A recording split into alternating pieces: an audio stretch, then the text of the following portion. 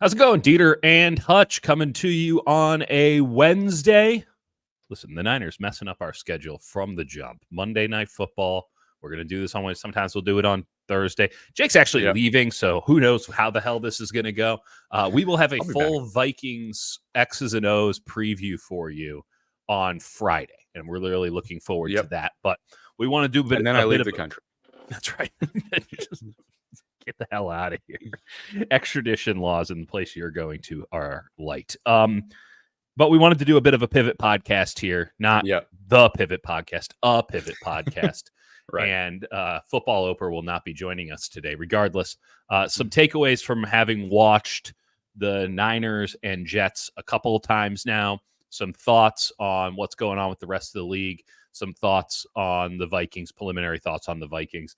Jake, let's start with you, man. Like, it looked like an ass kicking. It smelled like an ass kicking. I imagine when you watched it back a second and third time, it still looked like an ass kicking. That's right. It looked about how it felt.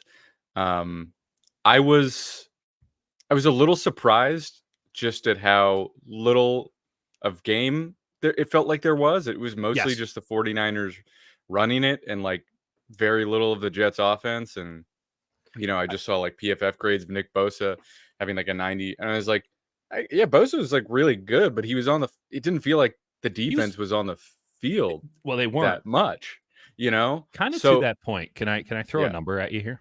Go for it. So Kyle Shanahan always loves to do the lapping, as he calls it, as you like to note, the 2-for-1, as I prefer to call it. Shout out Chris Paul, who claims that he invented it. No, he didn't. When the Niners kicked that field goal at the end of the first half, their win percentage, according to, you know, the advanced numbers, all that jazz, was 78%. When the Jets lost that possession by taking a knee, it became 87%. So they got 11 points added with just a field goal of percentage point. When they scored a touchdown on the following drive, it went to 95%. The interception ended the game. So when you say there just wasn't a lot of football, you're right. The game was over with 7 minutes and 39 seconds remaining in the third quarter. And Kyle Shanahan said after the game that like Brock got a little conservative. We just tried to not choke it away because, again, it was 23-7 done. Yeah.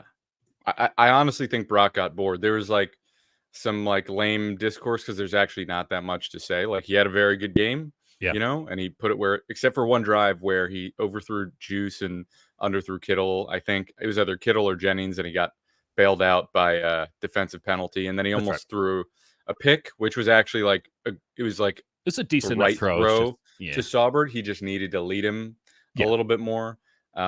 But like, other than that, truth be told, that might be a little bit on Saubert because, like, at a certain point, you know, he turned a little bit and whatever. You still threw into double coverage to Eric Saubert. Like, that's not a good decision, right? But he also should have a touchdown. Correct. Exactly. That's the thing is, like, you go back and there's like not one clear highlight, and it's like, oh, there it was. It's just Aiyuk drop it. That stuff is gonna be pretty played out about you're a 30 million wide receiver and you have to catch it, but it's true. Like, you got to make the catch. It's just something that it doesn't really matter in the long term. You know, like, he's going to be fine this season. I think his offense is going to be fine anywhere.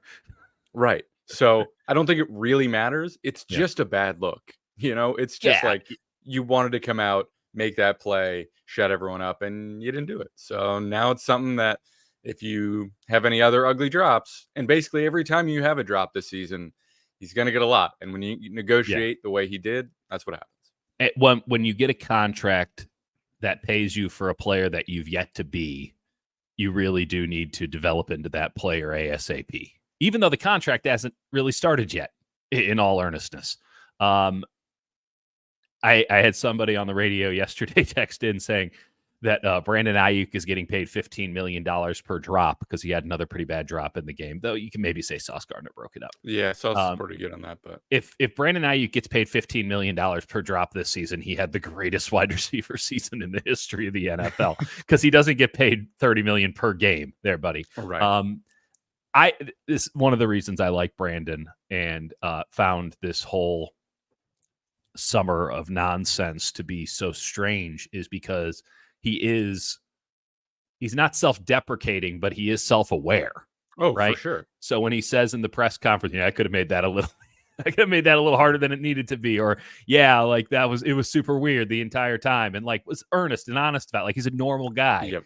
And then after the game, like credit to him, man. And I do think that this deserves more credit than it's gotten so far. He's like, oh yeah, Brock threw a perfect throw. I just sucked. Yeah. He's like, that was a dime. You got to wear that. And I appreciate football players who wear it. I appreciate people who just wear it. Like you're not going to get them all right. And this guy, was a really, really good wide receiver. He has now set the bar very high for himself. The 49ers are complicit in that. He did not reach that bar through one game. Ultimately, there's many years in which to evaluate Brandon Aiyuk because he's under contract. I do want to push back a little bit, though, on folks who might be saying that Brock didn't have a good game. One, not sure what kind of football you've been watching, but that seemed pretty good to me. I'll throw this at you because I thought Aaron Rodgers had a really bad game. He didn't look dangerous at all. Didn't move once. Just stood there. And he had a really nice throw to Lazard, and he had a really nice throw to Wilson. He had a couple of really nice throws, but most of his passes lacked zip, lacked accuracy, looked like maybe he hadn't played football in more than a year, maybe 2 years, really. But Brock Purdy was 6 for 10 on third down in that game, and 5 of those receptions went for first downs, right? So he picked up 10 first downs through the air. They were in third down that often. Like they weren't playing a lot of situational football. But the only, 5 of those go for a first down. One of them was a yard short, right? I was just going to say, it was that Jennings one that was nearly a touchdown. Right. So Brock was throwing it consistently behind the sticks. Past the sticks is a better way of phrasing that. He was, I thought he was great. And you think about my favorite play in the game, and I thought the play that encapsulated the game best. Kyle Juszczyk, 33, 36, whatever it was. The play that got him to the 2-yard line. They punched it in a couple plays later. It doesn't stand out as, big EPA play or anything like that. Right. But it was a perfect encapsulation of how good of a game Kyle Shanahan called. It was a perfect encapsulation of Brock Purdy's how in sync he is with the system and the play caller and the guys around him. So if you recall the play, they're in I formation on a 1st and 15 because guess who? Colton McKivitz picked up a penalty. And they're in 1st and 15 in Jets territory. They're in I formation. Brock under center. Obviously, they're going to run the ball, right? Right. Like, what else do you do from that in that? Let's get 5 yards. Let's get back to normal on 2nd and 10. Something like that. But let's, we've been pounding the rock pretty well. Let's stick with it. So Juice, who had been an immense lead blocker the entire game, went out and was going to go into the B gap. And in the B gap, all the linebackers start coming in. Everyone fills their gaps, and he just keeps fakes a block. He goes, ooh, and then he just keeps going. Yeah. So it was, and Brock just perfectly laid it in there. Kyle had him on the skids and nailed it. That's one of those plays that we saw time and time again that Juice gets open on those a lot, and Jimmy would almost always overthrow it. And Brock just goes, all right, like, I'm just going to make sure he catches it. I don't have to, like, try and lead him because Juice also isn't the fastest guy. He doesn't have, like, such a huge range to go up and make the catch. You got he's got good hands, but, like, just put it on him. And Brock does that. And that matters. It's not like the greatest throw I've ever seen, but he just makes it, and he makes it simple. I just thought on the whole, you watch the offense, look great. The offensive line, I want to talk about that for a second. I'll just go player by player. You got Trent. Trent looked not like at his all-pro self, but great. Like he had a few plays.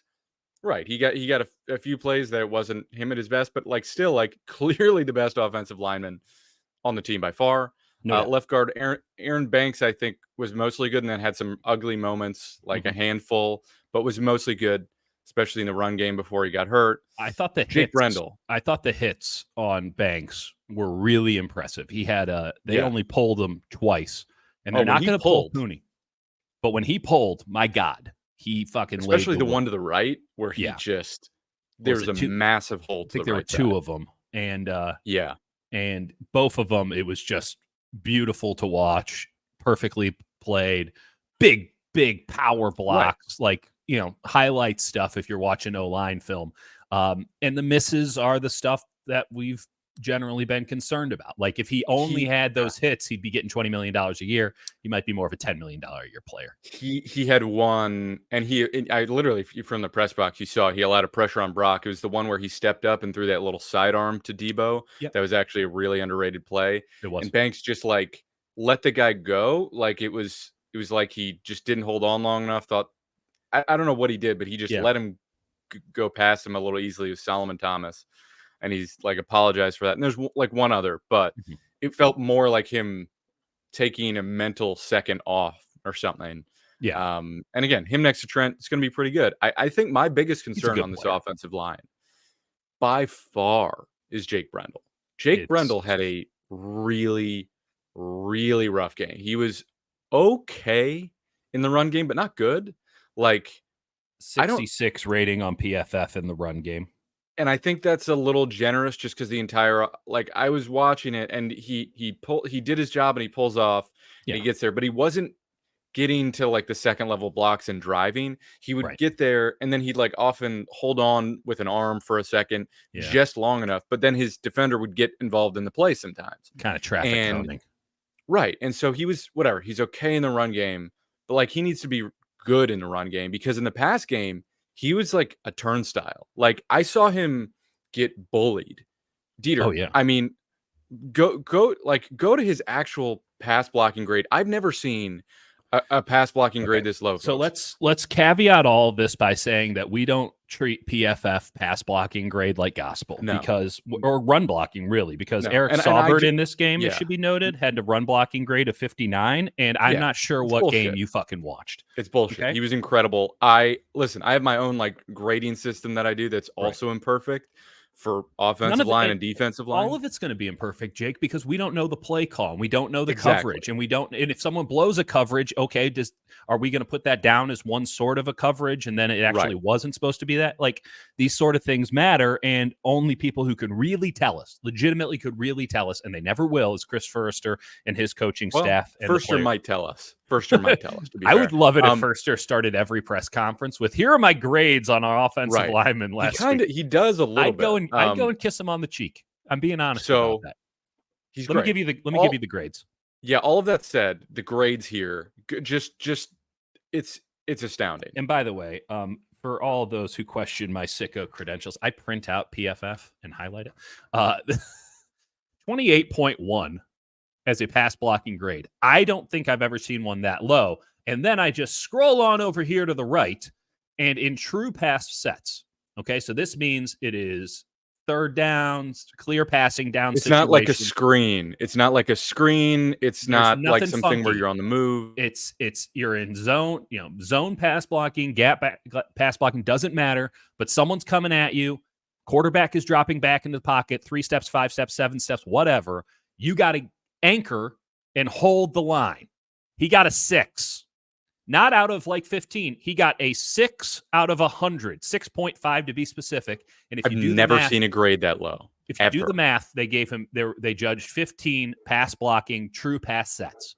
That's 1 out of 15. He had a passing grade on. Pardon the pun. Can you show the chart if you can? It's probably not going to show on the. I'll pull it up on my screen. I'll pull it up on my screen because it's actually psychotic. Just for reference here, Trent Williams. True pass block set 70. Okay, that sounds about right. I mean, he didn't get beat at all, but true pass block set to 70. Colton McKivitz, 77 on true pass block sets. Not so sure about that, but okay. Dominick Puni, 68. Aaron Banks, 60. Burford came in, had 2 snaps, 76. Jordan Mason, true pass block sets. Nice pickups by Jordan Mason, 78. And George Kittle at 66, right? So those are your true pass block sets.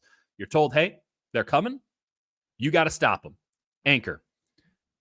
6.5 5. I've I never, mean, you might as well just get a 0. I've never seen anything that low. And honestly, listen, like It might I be generous disagree. on the 1 out of 15. I disagree with PFF on plenty, and I think they have trouble with anything that's not like clearly great or clearly bad. Yeah, they're bad at gray areas. But man, We appreciate. I I pay for agree. it. It's not as if we're It's also a passionate. little bit of validation. I was like, he was terrible, and this is something we flagged, right? Like we talked about it going in, that like his snaps were bad and his knees looked like he was struggling with that, and he He just had to didn't look choose. like himself. He had to choose one or the other. That our concern was in training camp, he wasn't snapping. And you say, why is that? Well, it's because he's not trusting his legs, whatever area of his legs, and he can't get into a good pass block set and snap the ball effectively because those two things overlap each other on a timeline frame, right? So Yep. what he decided in this game was, I'm going to make sure I snap the ball right, which is the right decision. Make sure you get the ball to Brock. Make sure that the ball isn't fumbled before the play can start. And in return, you get a 6.5 in true pass block sets. The Nuge is imminent, my friend. The Nuge is imminent. Nick Zakelj might be imminent. Listen, we talked up the Nuge, and we're probably a little too high on him initially. That said, can he get a 12 out of 100? In the run game, he's a hoss, and he moves. It's just the anchor. Yep. But when your center currently can anchor, right? And listen, like I like Jake Brendle a lot. Like he's a great guy to talk to. I think last year he had a decent season. Yep. Year before, like he's done a pretty good job for the 49ers. He doesn't look right. And beyond that, we should also mention that center is a much more complex job. Like one of the really positive factors of Jason Kelce now becoming this mainstream media guy is that it has highlighted and created a discourse about the responsibility of centers, because there's now somebody out there with some cachet, pretty significant cachet. I guess he has about 100 million in cachet, but and a very small shirt. Regardless, like that guy can go out and speak eloquently with the platform about what the center does. We've known this for a while. No one wants to listen to us about it because no one gave a shit about centers. Now people are thinking about centers. That's a good thing. And it should be highlighted that Jake Brendle's responsibilities are multifold, manyfold, whatever. He has more responsibilities than just pass blocking and run blocking. He also has to set the protections. He needs to be in full concert with Kyle Shanahan. Kyle has put intelligence over skill set at the center position every day since he showed up. Every day he's been an offensive coordinator. And absolutely, it's why Alex Mack was such a great get for them when they could get him. But again, this is a guy who was on the very back end of his career and his body couldn't keep up. They wanted Weston Richburg because they thought, well, this guy can do all the things that we need. And also he's a mauler. His body couldn't keep up.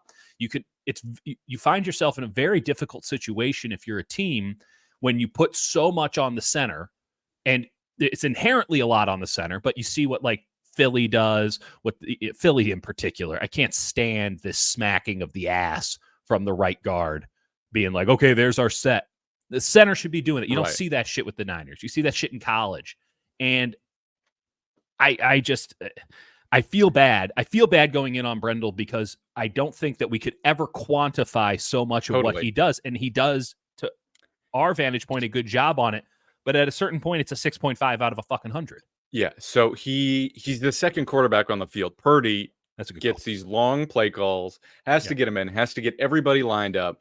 The amount of stuff that he has to deal with is immense. And so he has to do all that. He doesn't really have time to set the protection. And that's something that Kyle talked about it last year when the protection breakdowns happened, because I talked to Brendle and I talked to Burford and all those guys, and I talked to Purdy, and he's like, I could change it, but that doesn't happen. Like Purdy wasn't going to be like, it's all on him, but like, it's on Brendle. So he has to set the protections every time. It's on him. And yes, Purdy could technically change it, but that really, really rarely ever happens. Yeah. And that's a hard job to do. And also going up, like we'll preview the Vikings, but the Vikings are a team that'll throw some weird stuff at you. And against a team with like Harrison Phillips and some big boys in the middle, like even like Jerry Tillery, These are some big boys like Jihad Ward, even who's like not had a great career, looked pretty good. Well, I mean, he's been in the league for a while. Here comes Braden Fisk. I mean, it'd be a much bigger deal if 99 was still playing. And by the way, I saw 99 the other day, just hanging out, enjoying life. I'm not ruling out the fact that he might show up for week 3. Yeah. I mean, I don't think he will because I think he's got it pretty good. But like he could if he wanted to. He could. And he'd give you 25 snaps that would just be out of this world. So like it's fun being a center in the NFL, huh? Just closing the loop, it's a really hard job. There's a lot on his shoulders. And at the same time, we have to be honest that he was terrible in the past game and really doesn't look right. And you looked at his reactions and he knew it. Like his head, he was putting his head in the sky a little bit. Dumb guy. He just like wasn't moving right. And we'll see. And it's sometimes with offensive linemen, I think Mac talked about it. There's some like wear and tear and muscle has to like break down, and so it could get better over the course of the season, and I think that would be the hope. But I think when you get in, and if this is still a problem, the 49ers don't have a great answer. How long are you willing to push this? Because it's not as if he was working off of this incredible, like we know the best from Brendle is still replacement level if we're just talking about performance on the field. Right. So how long are you willing to wait? Kyle Shanahan calls you up, Jake, and says, hey, I got to outsource this. I'm too tight. I'm too close to the situation. We love the guy too much. We need an outside opinion. We got to have somebody vet this. We're bringing in a consultant, Jake Hutchinson. How long would you give Jake Brendle to get his ass into gear before you put Zakelj there? Or if you're feeling good about it, which I doubt they will, given the complexity of this situation, the Nuge. Or we have to go trade for somebody. But like, how long do you give him? I give him... If he's putting up these pass pro numbers, I give him until the Chiefs game. And then Zakelj, I think, would be a better pass protection option, but you also don't want to switch right before the Chiefs game. I think you take it into the Chiefs and you say, all right, this is the team we're going to play in the Super Bowl. If we get here and it's going to be Chris Jones. Yeah. Let's see what that looks like. And if it doesn't look right, we got the bye coming up, then we'll make a switch. I think that would be demarcation point for me. I think it's earlier. Just because of what we saw in training camp. Right. If you have to make it change, I think you're right. It has to be earlier. I think you do it after the Rams game. You give yourself some wiggle room with New England. You give yourself some wiggle room with Arizona in particular, where you just say, hey, New England's got a very good defense. Don't get me wrong, but they're sound, not explosive. There's except for maybe Christian Gonzalez on the back end, who's really, really good. Right. But like, you're not worried about fucking a Dexter Lawrence or a Chris Jones or a Quentin Williams who just ran them again and again and again. And if the Jets had anybody else on the defensive line who decided to show up for that game, it could have been a real issue. But the Niners could absorb what was happening because it was like, well, there's only one guy getting home. We can just shift Puni to the left. And by the way, can I note this? Yeah. Puni had a really good game, right? We are operating very clearly in the expectations versus reality department to where no one thought that a third-round guard was going to start, and he's out there looking like we kind of did. We've known now for a month, but I'm saying when he was drafted, it was a project, and he shows up and he has immediate impact, gets Wally Pippen, some guys, and Spencer Burford and all that. Regardless, goes in Monday Night Football and performs very well. Very well. I need to nitpick a little bit on his game because I think he will continue to perform very well.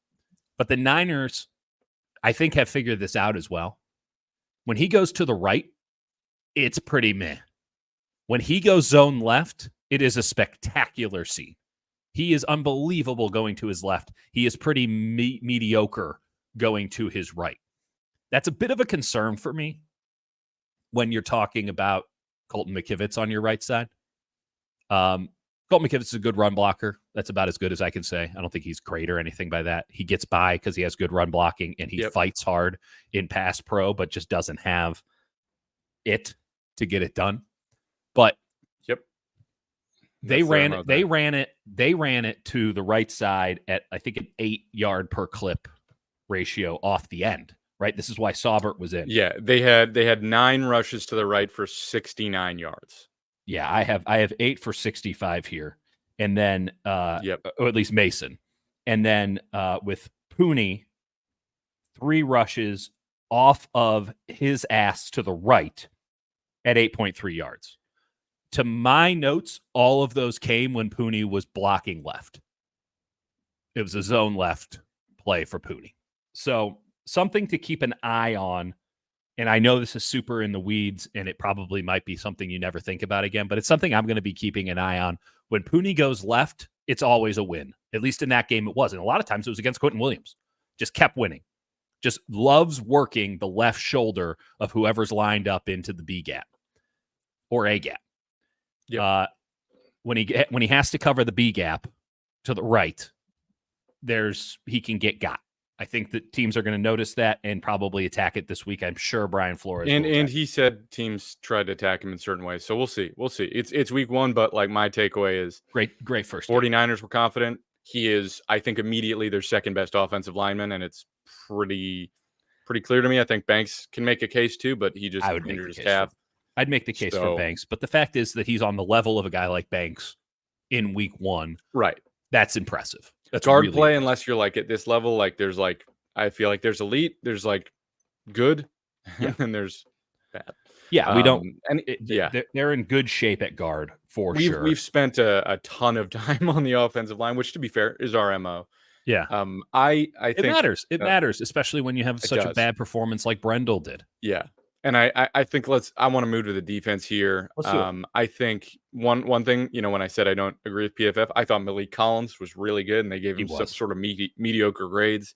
I actually thought Leonard Floyd was way better than I expected. Not great in the run game, but he was setting edges though. It's right, and it's supposed to be Yetur Gross-Matos who's injured. That was sort of the plan.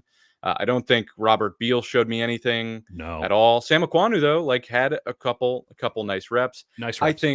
I think that front was really good. And Rodgers was getting the ball out in a second. Again, we will preview the Vikings, but Sam Darnold took a long time to throw the ball. He could. And they have a very good offensive line, but I'm saying if you take 3 seconds to throw the ball versus I think Rodgers was like 2.15. It was like a half-second difference. I can give you the exact number if you want it. That matters. It was like a half-second difference. I thought the defensive line looked great. I thought Charvarius Ward, we didn't mention it because he didn't get called on. They just didn't throw the ball at him ever. They just did not throw literally, Aaron Rodgers did not throw the ball to the right once. And I asked you, Jake, do you think that they shadow? And you said, no, probably not. That was the right decision. Just take one side of the field and Richard Sherman it. And Diamador, we want to disagree with PFF grades. Diamador Lenore did not have a good grade in this game. Now, he got kind of capped once. I mean, there was a couple of plays where you're like, I'm not sure what the fuck you're supposed to do. It's an unfair game. That was great coverage. The catch Wilson made, Lenore played it well. Nothing it was you can just do. What are you supposed Nothing to you do can do. that? You got Randy Moss, man. It's not a fair game. Right. All you can do is maybe punch him in the junk and hope that you get away with it. There's nothing that can happen. Yadam will be worth monitoring with Green right there. For sure. I don't think he had the greatest game, but it's whatever. They thought they were fine. I just thought the defense as a whole was really good. All 22 I haven't been able to watch with the safeties. I'm not sure on that. I was able to catch it on the Jair play. This was one that we talked about post game. He just got caught with his hand in the cookie jar. And I'm going to provide this deference to him. That was a free play. And I think that he thought the play was going to get whistled dead. So I believe it was Floyd who jumped off sides. Right. Floyd was lining up as a wide 9 again and again. They had 2 wide 9s in that one, which was interesting. I'm not sure if that's going to be a week in, week out thing. Did they do 3-4 a single time? They didn't stand anybody up. But I'll go back and look because there might have been some times where Floyd was effectively playing 3-4. But Floyd jumps off sides. He is so far outside on his splits that he doesn't touch anybody. He's essentially playing slot corner. He's a nickelback. Right. He's so far away from anybody, and nobody, credit to the Jets, on the Jets offensive line jump because they know Rodgers is the free play maestro, that he was able to jump back.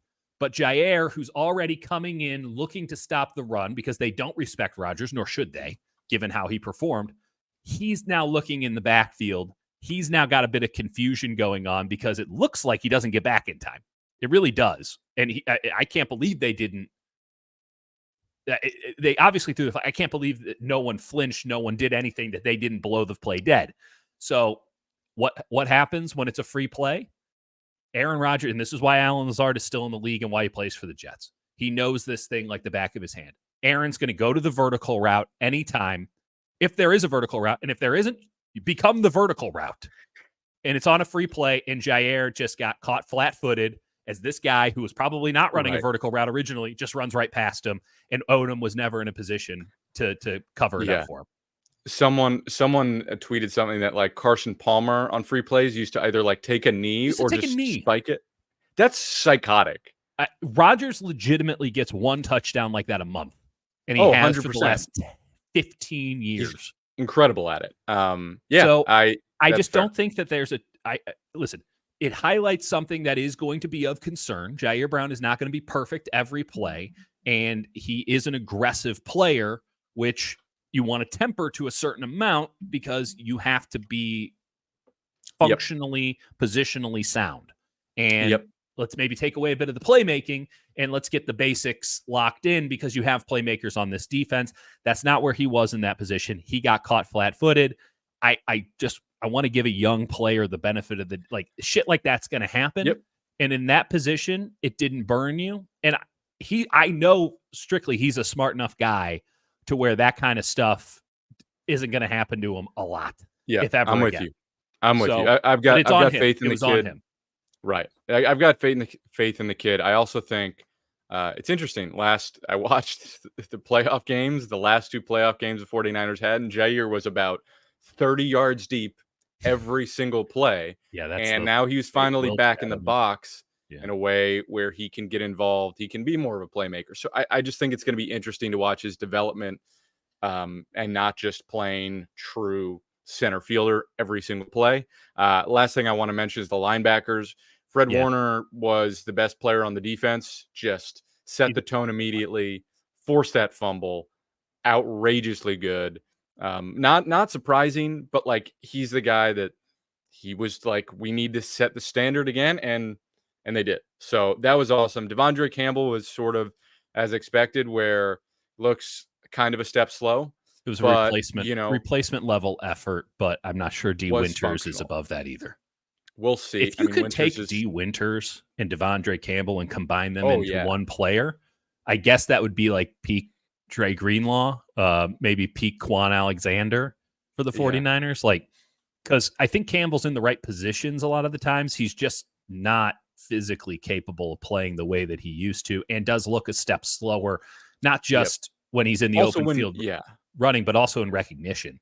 But also when Warner is like moving at light speed, it's tough. It's tough in comparison. This defense this defense really needs Fred to play the entire year. Like, Fred can't miss a game. And I think we knew that, but as of right now, with the linebacker situation as it stands and the way that this defensive front funnels everything to Fred, I'm interested to see if teams, the Jets ran inside zone again and again and again and again. And Fred was the target of that second level block on inside zone again and again. And he just did not get blocked. He just knew it was coming and found ways to fix it.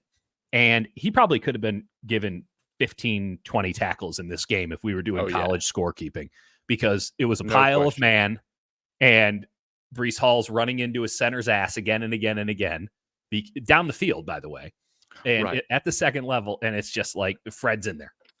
Yeah, and then Campbell's coming in and pounding. Every run play, you just see this one guy flying in like an absolute psychopath. And it was incredible to watch. I think this defense looks good. I'm still interested to see how Campbell does. I'm going to keep an eye on Yadam and Brown. But for week one, pretty good. I think, against the Vikings, it's still a pretty good matchup. Aaron Jones is going to be interesting. He looks good. Again, we will get into that on Friday. We'll get into it, but suffice it to say that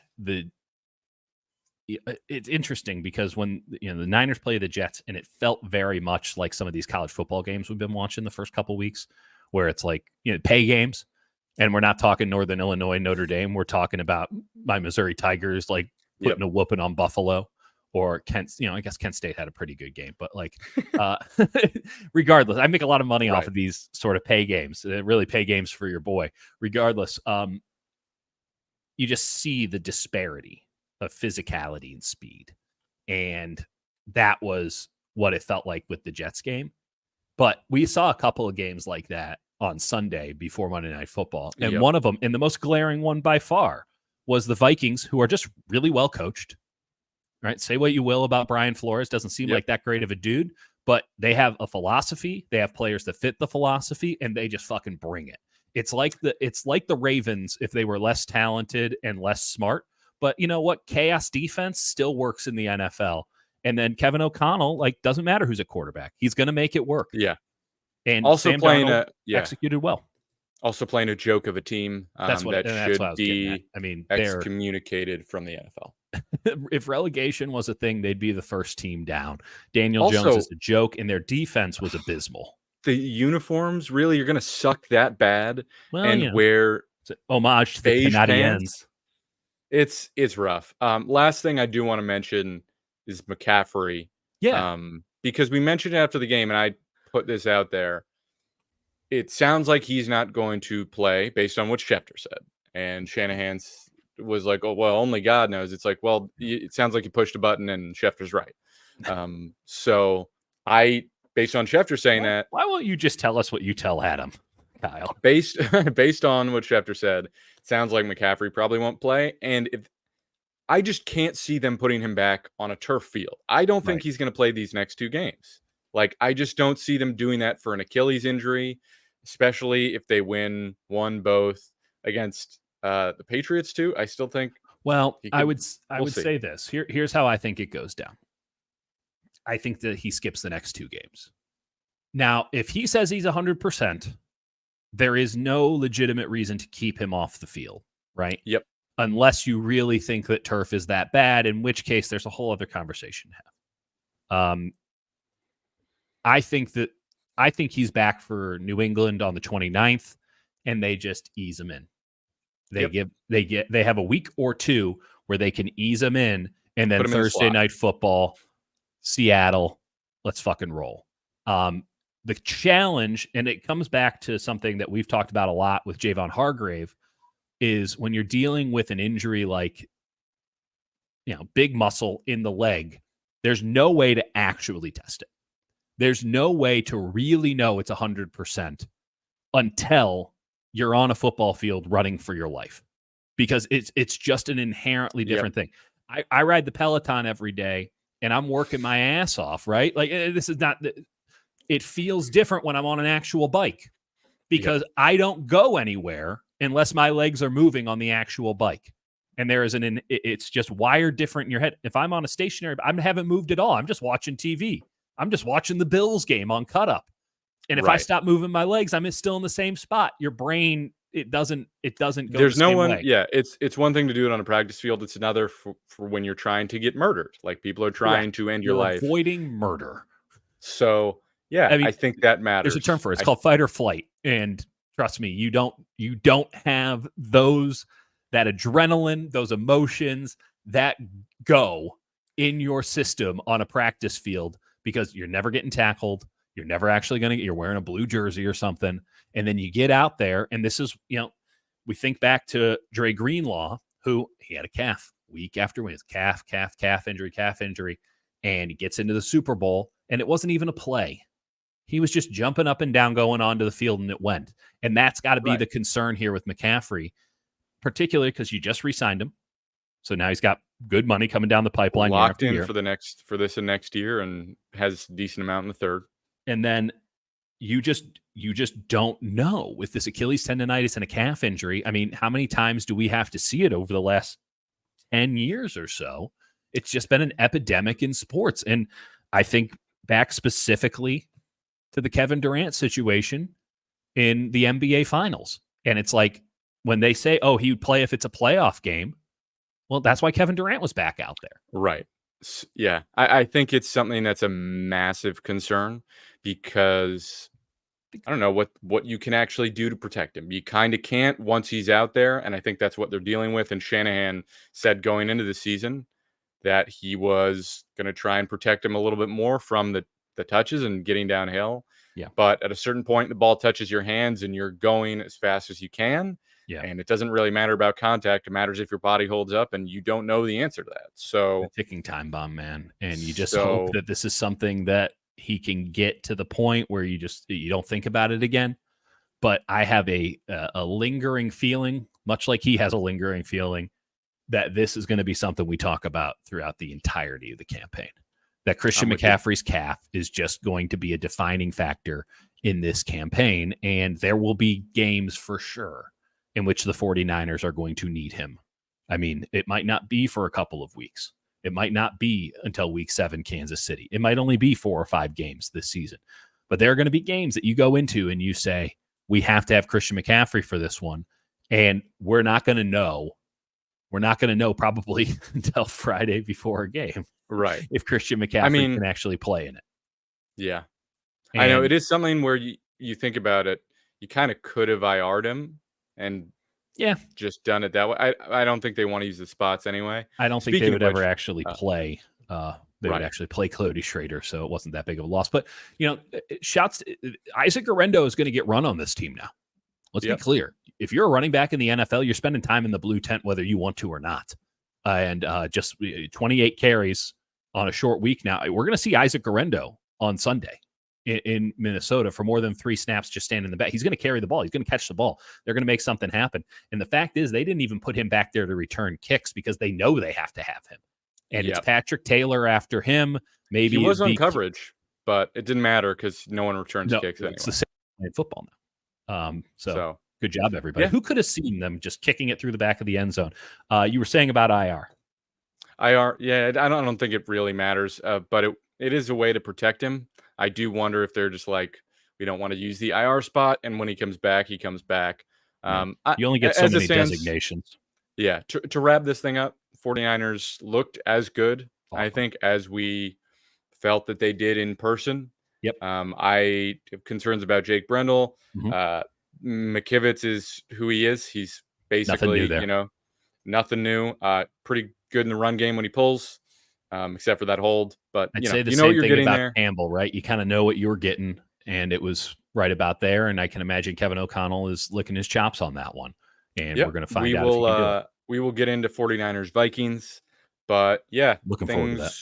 For the most part, even without McCaffrey, this team looks really good. Aiyuk's going to get better.